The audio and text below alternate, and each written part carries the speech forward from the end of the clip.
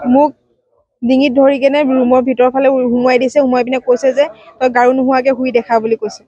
পেচেণ্টক গাৰু দিয়া নাই কাৰণে মোক গাৰু নোহোৱাকে শুবলৈ দিছে মোক। কোনে? মুকুট বৰা ছাৰে। কোন আছিল? Deputy superintendent. অকল আপোনাৰ লগতে কৰে নে চবৰ লগতে কৰে এনেকুৱা? বেলেগৰ লগতো কৰিছে, মই শুনিছো বেলেগৰ লগত কৰিছে।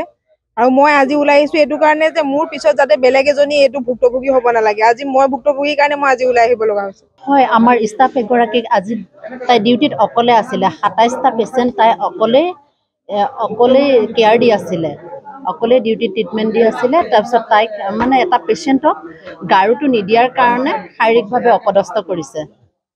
আৰু ছাৰেতো আমাক মানসিকভাৱে অপদস্থ কৰিয়ে থাকে, মানে যে এনেকুৱা লেতেৰা ৱৰ্ড কয়। আমাৰ ইয়াত ১৮ বছৰ হ'ল, আমি এনেকুৱা এখন ঘৰৰ ছোৱালী নহয় যে ঘৰত তেনেকুৱা ৱৰ্ড শুনি পাইছোঁ। মানে এনেকুৱা ৱৰ্ড ব্যৱহাৰ কৰি মানে আমাক ব্যৱহাৰ কৰে, মানে ভাল নালাগে, মানে আমাক ভাবুকি দিয়ে কিছুমান কথাত। মই মোৰ লগৰজনীৰ কাৰণে আহিছো, আজি তাইৰ লগত কৰিছে, কাইলৈ মোৰ লগত কৰিব পাৰে, সেইকাৰণে আমি ন্যায় বিচাৰিছো। এনেকুৱা ধৰণৰ আৰু কাৰ লগত কৰে? চবৰে লগতে মেণ্টেল প্ৰেছাৰ দিয়ে।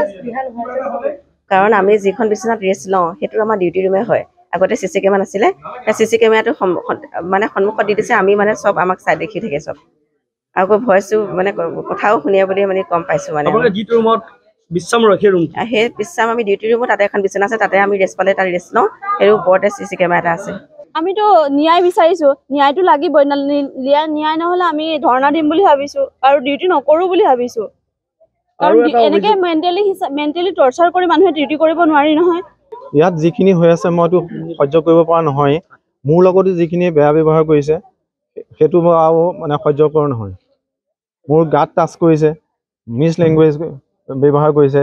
গতিকে মই সকলোৱে হৈ পেলাই মই সেইটো মাতিমেই। গতিকে ন্যায় লাগে আমাক, আমি কাম এনেকৈ কৰিব নোৱাৰোঁ। ভয় শংকা লৈ পেলাই আমি কাম কৰিব নোৱাৰোঁ ইয়াত হস্পিটেলত।